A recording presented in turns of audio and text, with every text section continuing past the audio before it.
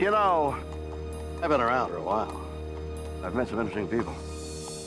Done some crazy things. You'd think that there wasn't much that could take me by surprise. You'd be wrong.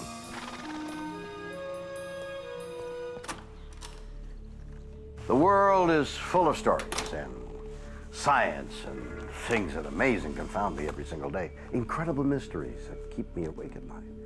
Some I can answer, and others just defy logic. Can we cheat death? On 9/11, a man survives the horrific collapse of the North Tower. How? I thought, this is how I'm gonna die. Did a miraculous cushion of air keep him alive? In Texas, a man is cut in two in a freak accident. Somehow, he lives. I didn't know if I had my legs, I didn't know if I didn't have my legs. Was he saved by the very machine that almost killed him? And in Zimbabwe, a tour guide is attacked by one of the world's deadliest animals. I remember wondering which would happen first, if I'd bleed to death or if I'd drown. He lives through the ultimate fight to the death. How? Yeah, it's a weird world, and I love it.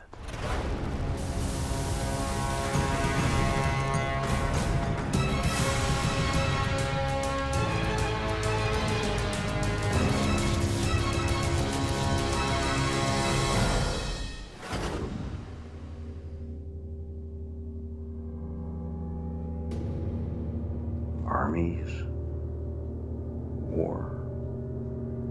Humans do crazy things to each other. They always have. The history of mankind is littered with horrific events that have taken the lives of millions, and all for what? September the 11th, 2001 will go down as one of our very darkest days. The day that true terror came to America. Do you remember what you were doing? Like millions of others, I was watching the whole thing on TV, dumbfounded and awestruck at the sheer violence of it all as the towers came down. 110 stories of steel and concrete reduced to rubble in a matter of seconds. My first thought was, no one could survive inside that apocalypse. I was wrong. New York City, September the 11th, 2001. At 8:46 a.m., American Airlines Flight 11 hits the North Tower of the World Trade Center. In the chaotic minutes after the crash, many inside the building are unaware of what just happened. In his North Tower office, structural engineer Pasquale Bazzelli is on the phone to his wife, trying to get information. Don't be alarmed. Just turn on the television and tell me what you see.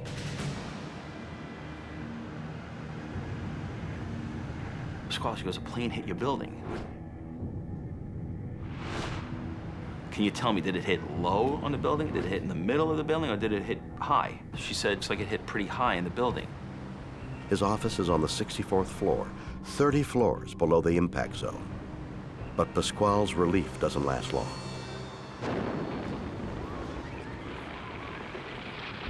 Minutes later, a second plane crashes into the South Tower. When the second plane hit, you know, just like everyone else, it wasn't just an accident. It's a terrorist attack. And then smoke actually started entering the floor. What should we do? Pasquale gathers his colleagues to evacuate. We went out into the hallway and entered the stairway and looked in, and it was clear. With time running out, the group have no idea what they'll find there.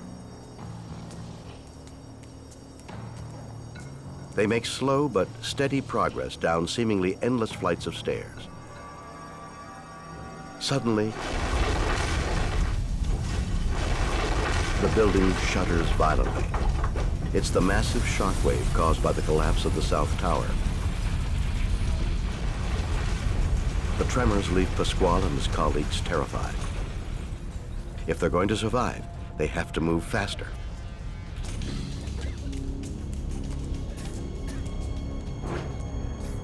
We could take an elevator on the 24th floor if we wanted to get out of it a little quicker, but we knew not to get into an elevator at that point, and we just kept going on. As they reach the 22nd floor, Pasquale hears something terrifying and massive. I heard this loud noise from above, like a freight train type of loud huge safes tumbling through the stairs.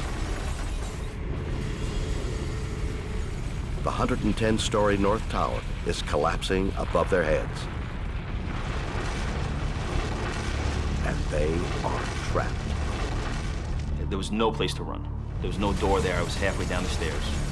And I was getting tossed back and forth. Pasquale makes a crucial decision. Instinctively, I just dove right into the corner of the next landing. I curled up in the fetal position, right in the corner. And my thought at the time was, if anything's falling, maybe it would hit the wall rather than hit me. As 500,000 tons of steel and concrete crash down, Pasquale braces himself. I felt the floor that I was laying on just crack open. The entire building is collapsing. At that split second, I said, oh my God, I can't believe this is how I'm gonna die. I prayed for a quick death, and I was just free falling.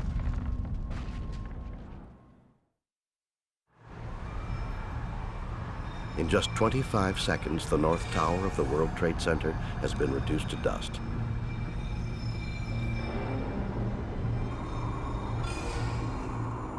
No one inside could survive.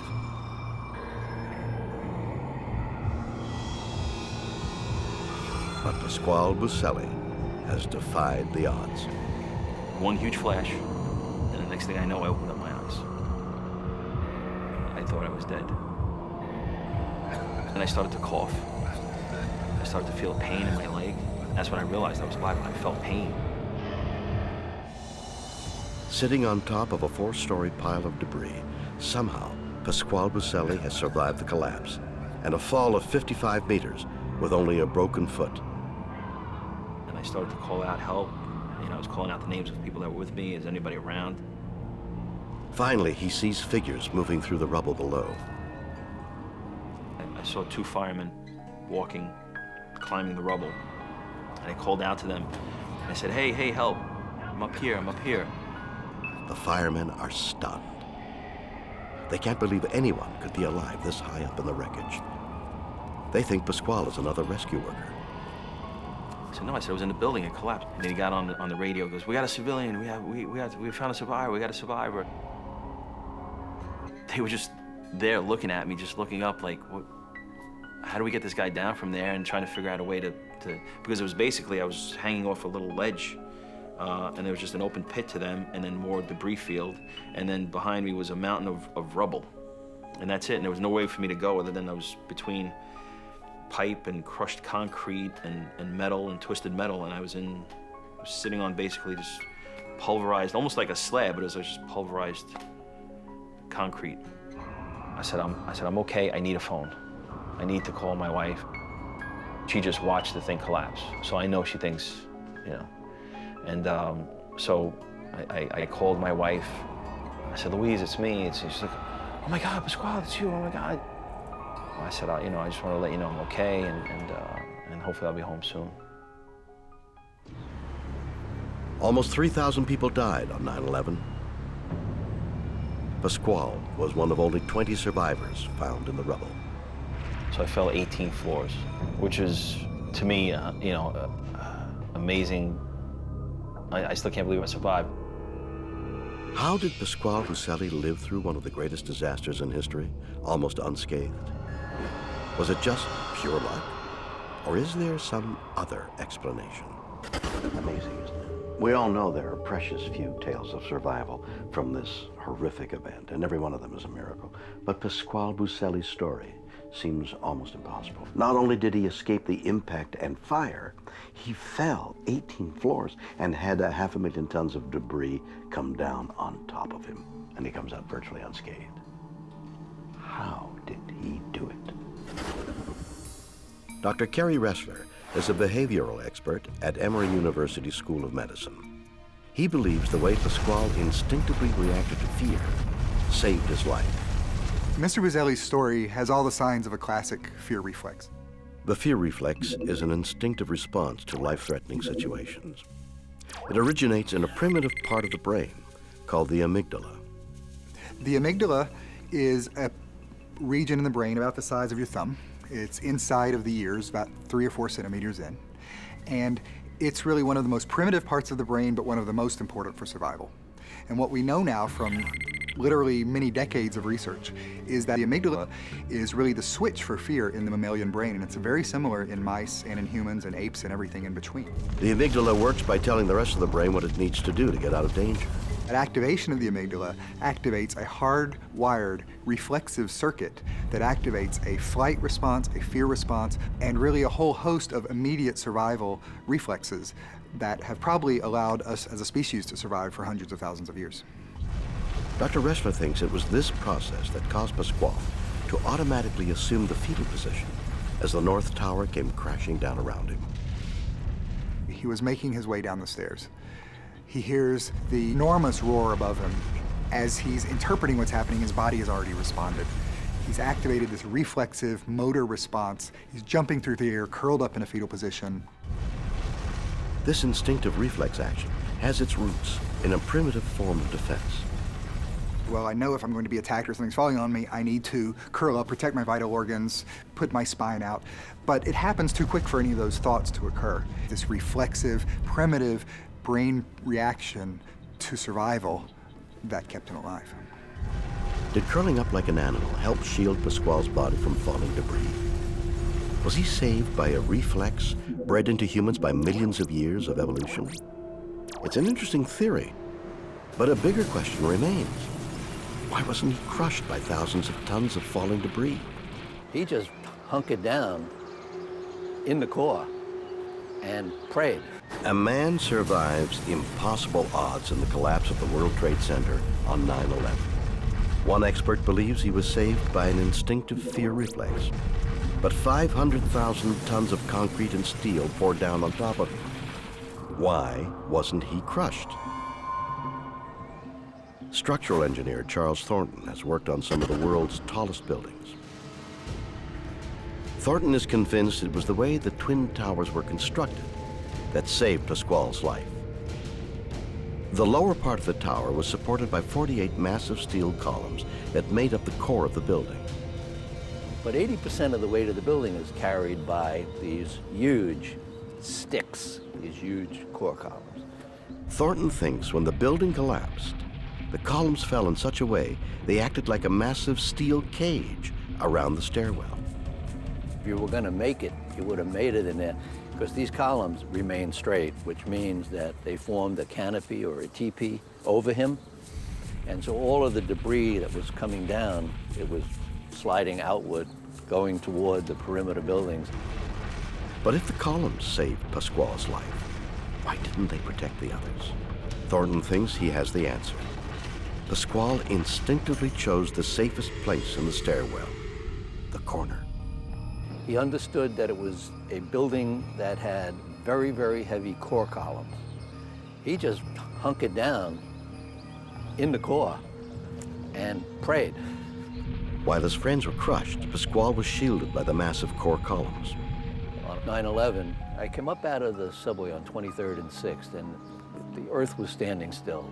There were no taxis, there were no people that were moving. Everybody was standing. Men were stoic, women were crying. Went into our building, which was 20th Street and 6th Avenue. We had the 8th and the 9th floor. Went up on the roof, went out, climbed out a window, stood on the roof, and with 20 or 30 structural engineers said, this is really horrible, but at least they're not going to fall down. And boom, first one went down, and we just all looked at each other and said, my God, that's not supposed to happen.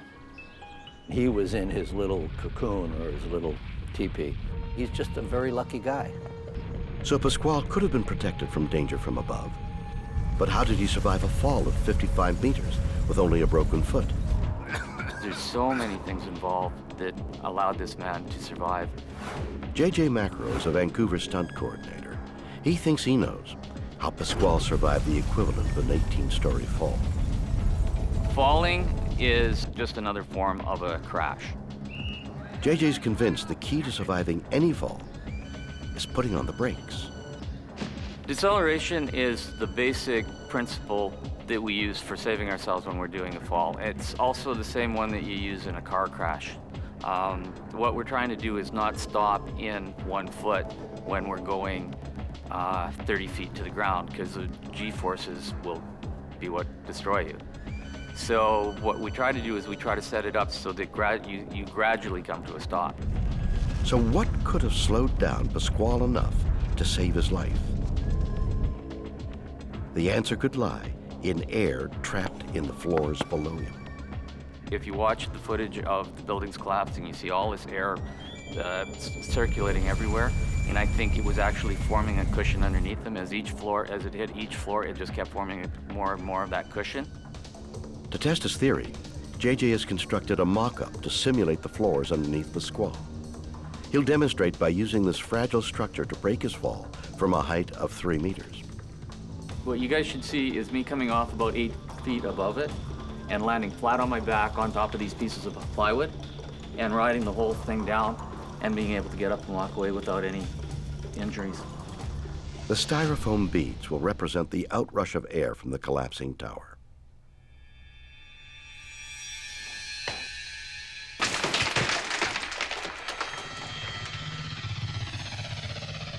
JJ walks away.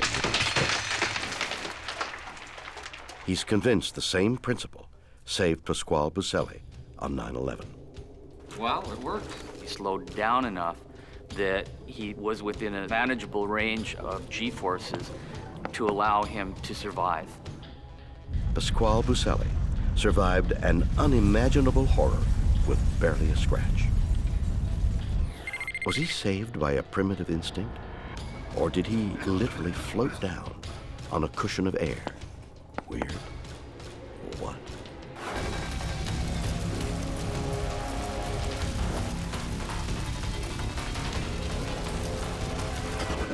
A man is cut in half in a freak train accident and survives. I just started kind of screaming, you know, oh God, oh God. You know, the human body is a wonderful thing. It can endure all kinds of punishment. You can shoot it. You can stab it with a knife. Nothing. You can hit it with a baseball bat. See, tough, huh? Well, okay, we're not all like that. Supermen don't really exist, right? Wrong. June 26, 2006. Truman Duncan is working as a railway switchman in Cleburne, Texas. His job is to help connect the massive cars. It's very dangerous work. As you can see, the cars are very big. When you're working with heavy equipment like this, your life's on the line. Truman's connected thousands of cars in his 10-year career. But today, his routine is about to be shattered. So I was riding on the car, and we was moving down the track to make connection with some other cars. Standing up there, ended up falling off the car. Remarkably, Truman lands on his feet, uninjured. But he now faces his worst nightmare. A 20-ton rail car is rolling towards him, and there's no way to stop it. I barely had enough time to get like halfway up in the stance, and the knuckle, and that's what connects the two cars together, hit me in the chest. And at that time, I grabbed hold of it, and of course it was dragging me down the track, obviously. And so I turned around and looked to see how much room I had, how much distance was between me and the car. I started running backwards, you know, fast as I could, and I jumped. Of course, I didn't make it. Truman is dragged under the oncoming wheel. It rolls over him just below the waist and then pulls his lower body up into the brake mechanism. It hit me up high, you know, it hurt. Caused me to kind of raise up, and that's when I grabbed on and held on. Struck with overwhelming force, Truman's lower body has been partially severed. And finally we hit the cars. I just started kind of just screaming, you know, oh God, oh God. A little bit of panic. And then when that kind of stopped, I started trying to figure out what was going on. It's a scene worse than any horror movie. Truman has been dragged over 22 meters and is trapped under the train. His lower body is grotesquely twisted up in the brakes. despite impossible pain, Truman somehow manages to regain his senses. I was laying there, and it hit me that I might still have my cell phone. Truman dials 911. The operator can't believe what she's hearing. I got ran over by the rail doors. I need 911. I think I'm getting to you. Okay. You need to hurry up now. And someone got ran over by a rail car? Excuse me. And I'm about to pass out. The operator immediately dispatches help. Almost unconscious with pain, Truman somehow finds the energy to make one more call to his family. I definitely had my kids to draw on. I'd say it was a big part of me making it through. It's now 10 minutes since Truman was hit by the train. His body is in pieces. He fears that if he passes out, he'll die. But somehow he discovers a way to stay awake. There was like a little loophole right above me, so I would reach up and grab a hold of it, and I'd pull myself up, and I'd scream, top of my lungs. But his agony is far from over. With injuries that would kill most human beings, Truman Duncan defies medical logic and survives another 45 minutes until paramedics arrive. First words out of my mouth when paramedics arrived was morphine. I wanted something, to stop the pain. Even for the paramedics, it's a scene that defies belief. Not only is Truman alive, he's conscious and talkative. The race is now on to save his life. Truman is airlifted to a hospital. Waiting for him is emergency specialist Dr. David Smith. They said, well, we've got a guy that's been run over by a train. And my first thoughts were, well, I'll be going down to declare somebody dead. But Truman Duncan is still alive. Just. He's lost more than 50% of his blood and has injuries that shock even a veteran like Dr. Smith. He was crushed in half. In all the years I've been doing trauma, I've never seen anybody this torn up that I thought could survive. Truman's pelvis is obliterated. His left leg is hanging by a strip of skin, and his right leg is gone. And in one place on his abdominal wall, there was one cell layer between the outside world and his intra-abdominal contents, if you will. Some people would say his guts. Had he torn his intra-abdominal viscera, his guts, that would have been really bad. That would have been a whole different equation because then you start dealing with contamination that leads to bad infections. He had plenty of contamination. By the time we got done operating on him the first time, I thought I'd picked out the contents of a gravel yard and a wood yard, as well as a pasture, because there was so much grass, gravel, and wood embedded throughout his entire wounded area, which was huge. And the fact that his chest had also not been injured gave him a much better prognosis, because he would be able to breathe, and we would be able to feed him through his own GI tract. Truman is given emergency surgery. No one is sure if he'll survive it. At the first operation, removed all the mutilated tissue, including all of the bone and tissue attached to it. So this and this should look exactly alike. So we removed this much bone from this side. A human pelvis is an exceptionally strong structure. I could take your pelvis, put it up on the floor, jump up and down on it, and not break it. That's how incredibly strong the pelvis is. To do this much damage to a person and have them live is incredible. It's extraordinary. During the next 6 weeks, he undergoes 22 more operations.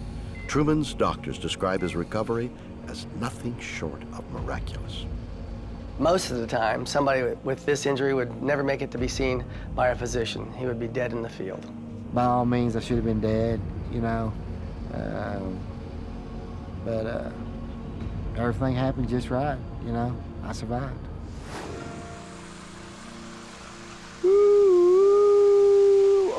I love my trains. I have pileups all the time. Lucky for me, no one gets hurt. It's all pretend, right? Yeah, but here's this guy. He gets dragged along under a 20-ton railway carriage, is literally cut in two, loses half his blood, and still manages to call 911 and his family for a chat. What kind of a person could do that? Dr. David Smith has an idea that's heavy duty. Truman's life was saved by the very thing which nearly killed him, the train. When a person suffers major bodily trauma, the biggest threat to life is often through blood loss. Truman had lost probably at least 50% of his blood volume. That's a fatal bleed. Why didn't Truman bleed to death?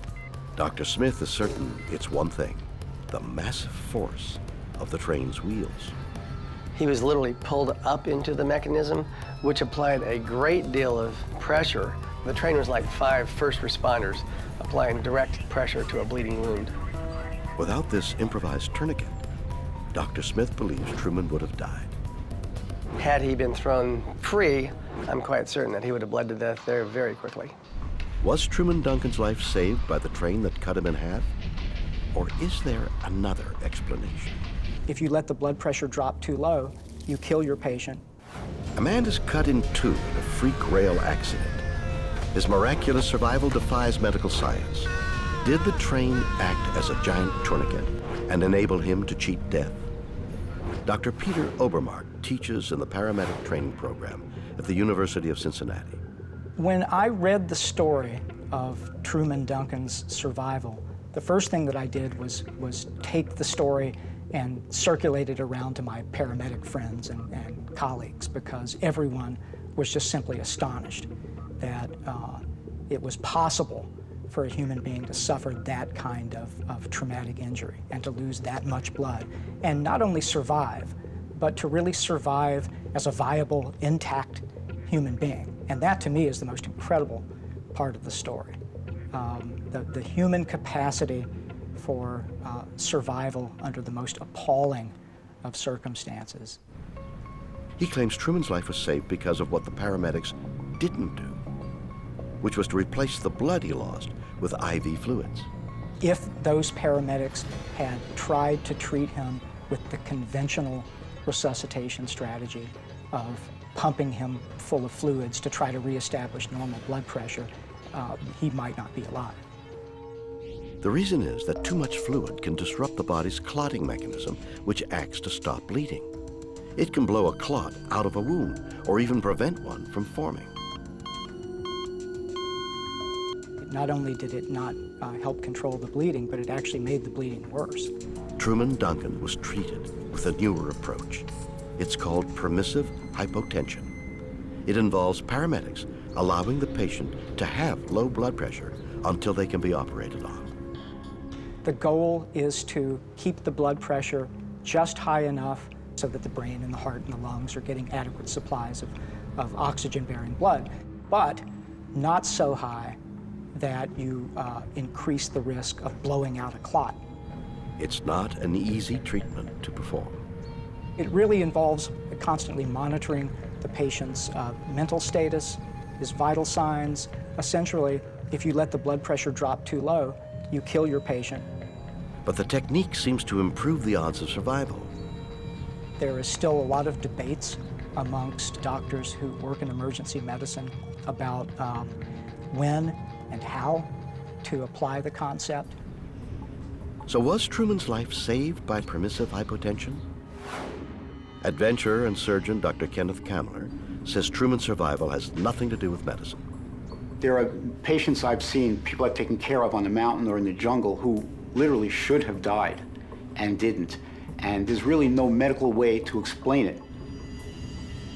Dr. Kamler is convinced some people can survive severe physical trauma just by thinking. Scientists call it the will to live.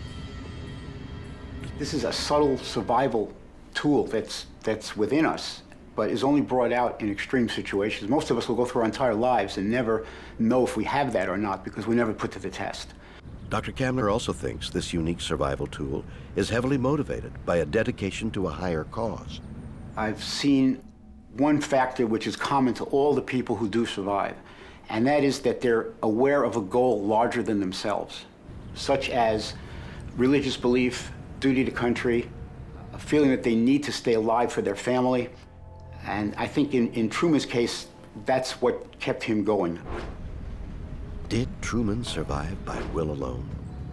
Dr. Campbell claims the will to live not only exists, but is a biological mechanism of the brain, located in the anterior cingulate gyrus. When charged with electricity, the mechanism shows up as red on a CAT scan. As electricity travels outward, Campbell believes it enables the brain to mobilize resources for survival. He's thinking, what do I have to do to survive? And this is how he's able to call 911 and save himself. He's actually thinking clearly at this point because the energy generated from this area in the cingulate has been brought forward. This is motivation. This is motivation to survive. And you can see it up in here. It's pretty dull back in here. His heart and lungs are failing. He needs to power these to stay alive. And in fact, the brain prioritizes itself as well. It's giving him his ability to think until he can get rescued. And he did this for 45 minutes, and he got rescued.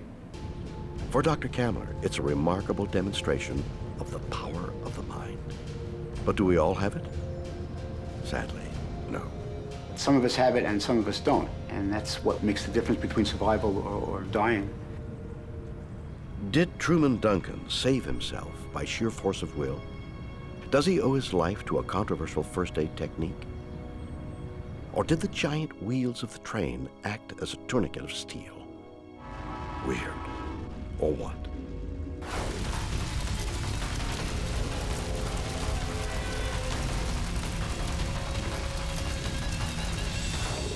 A safari guide in Zimbabwe is savagely attacked by one of the most dangerous animals on the planet.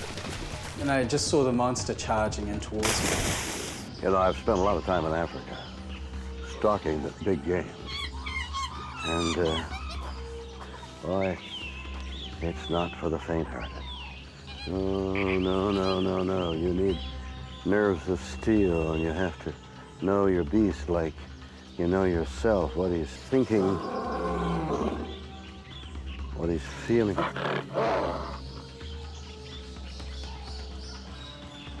Make one mistake, and it could be your last.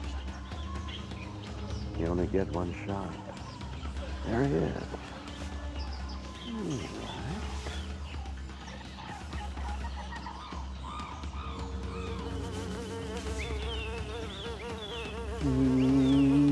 Yeah! That was intense. These things bug me. March 9th, 1996. A group of tourists make their way down the Zambezi River in Zimbabwe. Safari guide Paul Templer is leading them with his friend Evans Namazango. I mean, the scenery there was just beautiful. We were drifting down this little narrow jungle-lined channel, and just ahead of us, the mist was rising up above Victoria Falls. Passing a bend in the river, they come upon a pod of hippos. They were just sitting there sunning themselves, wallowing in the showers. And so I started telling them a little bit about hippos. I didn't mention to them the fact that every year in Africa, hippos kill more people than any other animal. Paul knows from experience to stay well clear of these massive creatures. The reason I would be particularly wary about a hippopotamus would be that not only do they grow quite large, 15 feet long, about 5 feet tall, and weigh a few tons, a fully grown bull hippo, they're very strong. So if they bite you, typically you don't fare so well. When you see a pod of hippo, over the years I'd learned to read the water, and I knew that if I stuck to shallow water, I'd be pretty safe, give them a wide berth. But just when he thinks they're clear, Paul hears a disturbance behind him. I turned just in time to see the canoe flying up, and Evans, the paddler, being catapulted out of the canoe. Something has attacked him and capsized the other canoe. Ignoring his own safety, Paul decides to help his friend. I leant over to grab a hold of his outstretched hand. But the real horror is about to begin. As our fingers almost touched, the water between us just erupted. Paul and Evans are under attack by a rogue bull hippo. I just saw the monster charging in towards me. His mouth was wide open as he zeroed in before scoring a direct hit. His huge tusks tearing into my torso as he drove me underwater. I punched and scratched, and nothing I did had any effect. I remember at one point the hippo hurled me up into the air, and I did this crazy sort of half twist before falling back into his mouth. Once I realized that I was up to my waist on the hippo's throat, there was a deep sense of, oh, crikey. Sensing Paul is weakening, the hippo prepares to finish the kill by drowning its prey. I remember lying on the bottom of the river, and I was looking up. There I was, pinned inside this hippo's mouth with his tusks boring through me, and just wondering which would happen first, if I'd bleed to death or if I'd drown. It's neither. Inexplicably, the killer hippo lets Paul go. He floats to the surface, where one of the guides is there to rescue him. I just lay there, terror and panic threatening to overwhelm me, and pain just coursing through my body by this stage. But then he remembers his colleague. I looked around and there was no Evans. Mac, where's Evans? It's gone, mate, it's gone. Evans is dead, and without medical help, Paul will soon be as well. But by sheer luck, a medical team is conducting a drill on the riverbank. I made the mistake of taking a look at myself. Ugh, it was a mess. I'd been skewered like a kebab. I had tusks through me all over the place. Everything went calm. I went totally calm, and the pain, it all went away. I can describe the physical and the emotional and the psychological aspects of it, but to me it was so much more than that. To me it was a profoundly spiritual experience, one in which I was infused with the most incredible sense of peace. And with that peace came the realization that this was my moment of choice. Should I go or should I stay? Should I close my eyes and drift off, or should I fight my way through this and stick around? The choice I made brought with it more pain than I ever imagined I could endure. But Paul now faces a new problem. He has to survive a 6-hour, 400-kilometer drive on rough roads to hospital. After an agonizing journey, Paul finally arrives. He's alive, but the medical staff aren't sure they can save him. I heard things like, ugh, his arms are barely still attached. That foot looks horrible. He's definitely gonna lose a limb or two. Paul undergoes a 7-hour operation to amputate his left arm and patch up the rest of his mangled body. I'm told that there were 38 bite marks on me. My one foot had been crushed. A hippo tried to put its tusk through it. I ended up with a punctured lung and some broken ribs to go with that. I had bites on my face and on my spine, and there was an injury that probably came the closest to killing me. Paul's injuries should have killed him. The extensive surgery is only the beginning of a seemingly impossible recovery. I jokingly refer to this incident as my bad day at the office, and it profoundly changed my life in a number of ways. I have a far deeper sense of gratitude and appreciation for the day-to-day. Paul Templar should be dead. In an epic underwater struggle, he fought off a merciless predator that savaged and gored him. How? Major General Ivan Fenton, a retired officer in the Canadian Army, thinks he knows. I think the fact that Paul was in the military before he had this horrific attack helped him both physically and psychologically. Paul Templar served as a gunner in the British Army in the late 1980s. General Fenton thinks this helped him stay calm. Militaries are often thought of in just military macho toughness. It's psychological, almost spiritual toughness as well. The will, the determination to overcome something terrible, to work through fear, to control yourself so that you will still do your job, even though you're terrified. Paul not only stayed cool, he fought back. Military training helps you work through a mental process even when you're under huge stress. For example, troops, say a section of people, 9 soldiers, come under attack unexpectedly, an ambush. So they have to, under the guidance, either instinctive guidance as a team or the guidance of the leader, the section commander, where is the fire coming from? How do I get my people out of the range of the bullets right away, like find low ground? And then how do I suppress the fire, and how do I either get beyond it, because we have got to get, our #1 mission is to get beyond it, or how do we go and take out the source of that fire? Paul knows a bit about hippos from his background. As in the military, we're always trying to train people not only to let them know what they might expect, but we're trying to make them be ready to handle the unexpected as well. And so he was able to think of, is there a vulnerable point in this thing? Yes, the snout. Can I find the snout? Yes, start punching it at the snout. Fenton also claims there was another critical factor, Paul's compassion, learned by looking out for his fellow soldiers. When you're able to focus even a small part of your consciousness on the well-being of somebody else, it helps you avoid being overcome by what's happened to you. So he wasn't thinking, oh my God, I'm going to die.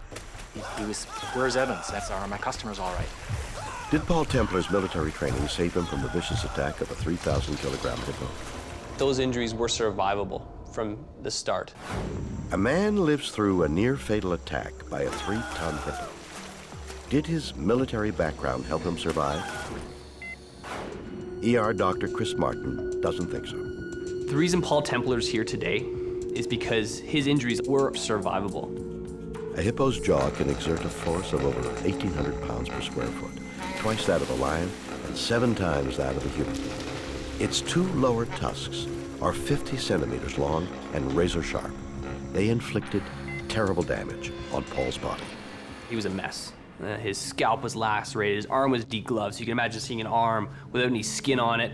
He had a hole in his chest. You can actually see his lung through his chest. What Paul suffered in the field was a sucking or open pneumothorax. And the sucking comes from the fact that when you take a deep breath, you hear the sucking noise as air gets sucked through a bloody wound in and out of the chest. Because the chest wall is only this thick, and your trachea, or the tube that connects your mouth to your lungs, is this thick, or this long, that air will preferentially go in and out of this hole as opposed to going in and out of your lungs. So with each breath, air gets sucked in the bloody wound and out, and it bubbles. And so the sucking noise is why it's called a sucking chest wound. Wounds like this would normally be fatal. Why didn't they kill Paul Templar? When people survive what should be unsurvivable injuries, I believe most of it comes down to luck. Had that injury hit his major vessels, his heart, had damaged the lung further, he would have died. Why were Paul's vital organs intact? Incredibly, Dr. Martin thinks it's due to a unique feature in hippo design, the shape of its massive tusks. So instead of the tusk going directly in and hitting a large vessel, lacerating the lung severely, or even hitting the heart, it curved up into his chest and limited the amount of damage underneath. Paul also had another potentially fatal wound, a severed artery under his arm. But Martin claims this too was survivable because of the way the tusk penetrated his body. Had it not been so cleanly cut that it stopped bleeding basically immediately, he would have bled to death in the Zambezi River. Did Paul Templar survive because his wounds were inflicted by tusks that acted like a surgeon's scalpel? This is incredible. I mean, it's awful about poor Paul's injuries and everything. But he survived, right? And the big news here is we may have a new breakthrough in medical science. Hippo tusks could revolutionize the way we do surgery. Just imagine the savings on hardware. So let's try it. Here we have a body. Well, it's a watermelon, representing a human body anyway. And if it's true, this tusk should be able to perform accurate, clinical, surgical cuts far better than any scalpel. Okay, maybe that's the blunt one. We'll try this. Oh dear. No, let's go again.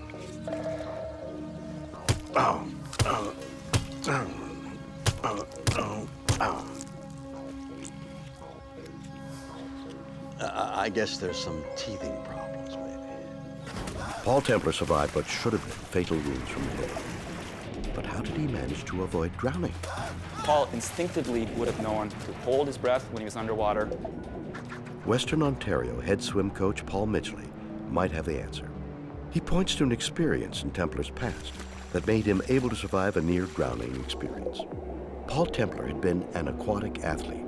Midgley thinks this gave him an immense advantage.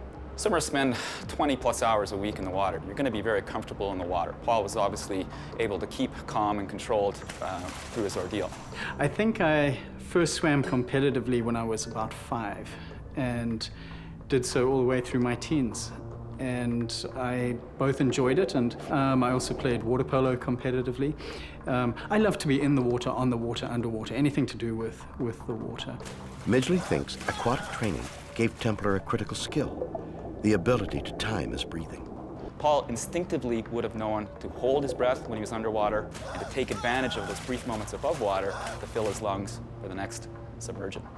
But Paul was underwater for almost 4 minutes. How could he hold his breath so long? Paul's competitive background would allow him to utilize less oxygen while fighting the hippo than a normal, untrained swimmer. Did aquatic training give Paul Templer the edge he needed to survive the hippo attack? To check his theory, Coach Midgley has set up a test. An Olympic swimmer will compete against an untrained control subject to complete as many underwater laps as they can. The test we're going to do is going to be a controlled test, an example of the type of hypoxic training we do for competitive swimmers. We're going to do some widths of the pool underwater kick. We'll allow the swimmers to take a breath when they reach the other side. The goal? To see how much aquatic sports training can increase the ability to stay underwater. Ready? Go! The Olympic swimmer pulls ahead almost immediately. Just see how efficient Joe is in the water. The control subject is already running into difficulty. It's really feeling it already, just after one whip. The control subject falls further and further behind until he finally gives up. I thought I could do it, but my lungs were giving out. Joe is still going strong. He could pretty much do these all day. The result is clear. The Olympic swimmer has a huge advantage in staying underwater. Definitely proves our point. As you can see, a competitive swimmer would handle the hypoxic aspect and definitely a lot more comfortable in the water than the non-swimmer. So is Paul's background as an aquatic athlete the key to his survival on that March afternoon? Did it give him lungs of iron that even a hippo couldn't kill? We may never know. Weird or what?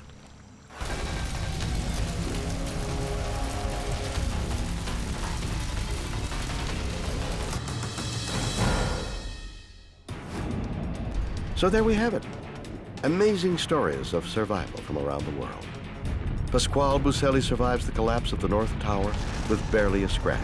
Was it pure luck or a weird quirk of design? A man survives being cut in two by a train. Can a strong will to live overcome horrific injuries? And a safari guide survives a vicious mauling by a hippo. Was his body made invincible by his past? Can we cheat death? Is there more to miraculous survival than simply luck? You decide. Join me next time for more stories that will undoubtedly be weird or what?